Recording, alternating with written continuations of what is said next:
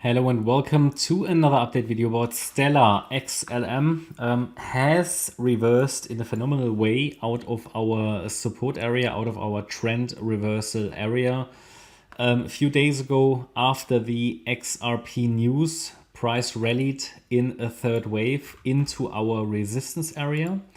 1 second, let me zoom out a little bit. This is an area I highlighted. Let me take that out here already a few weeks ago to channel members on Discord and Telegram when I analyzed this chart as a request. So the idea was that XLM came down in 5 waves, here in December. And because it's a 5-wave move, I am looking at this move up as a 3-wave move. Makes sense. If 5 down, then you need the 3 waves up. That's at least typically what you would expect. And the resistance for this wave 2 goes all the way up to 48 cents, which means that it needs to produce 5 waves above resistance, in order to be long-term really bullish. But it can certainly do that, right? I mean, short-term we are focusing on the upside because, didn't want to do that, because it is up, the trend is up, so we just go with the trend, right? So after it rallied into resistance, I gave you a support or trend reversal area to watch for a potential turnaround, basically a trade setup to trade the wave 5 of C of 2. So this is looking good at the moment. I mean, if I go to the 1-hour chart, price did come back to the golden ratio, the golden ratio, the 61.8 retracement. Normally that is too deep for a wave 4. However, in this current situation, I intentionally gave you the golden ratio, the 61.8 retracement. The reason is that the wave 4 is part of a diagonal structure. So I see the C wave as an ending diagonal in a C wave. And therefore we can allow the wave 4 to come down a little lower.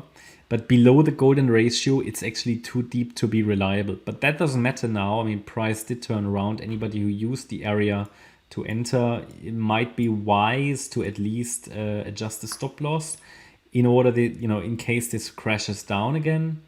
But so far it's looking good. I mean, what could this be? I mean, if this is a 5-wave move, we would be watching for a, let me see, it would need to be, it would need to be a 3-wave move, ideally. So the wave 5 would be an ABC structure because we deal with a diagonal. So we're looking for an A wave here at some point, a B wave and a C wave of wave 5, of wave C, of wave 2. Okay, so this is what we're watching for. And in an ideal world, we are going above 19.6 cents. Above that, we have resistance at 23.9 cents. Now that we have a more or less confirmed low in place, can we also use another way of identifying target? Yes, we can take the length of waves 1 through 3.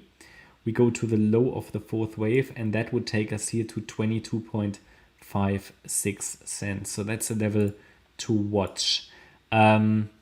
Anything else to do? Well, I would say we can now focus on higher and assume the wave 4 is complete here, as long as today's swing low is holding, and this was here at 13.55 cents. As long as this level is holding, the focus could be on higher, and then we might have here maybe a small 1-2 setup, maybe another 1-2, 3. This is how the A wave could play out. So a few more waves might be coming. It needs that because eventually it needs to get sort of into the region here around 22.5 to 24 cents. But again, the condition is that it's holding that today's swing low. Bear in mind, this is a rather uncertain chart overall, but we focus on higher short term because the trend is up and support levels are holding. It's just that if this level that I just highlighted to you is breaking down, then we have to take a more bearish stance again, but not any reason at the moment because it's just following it at the moment.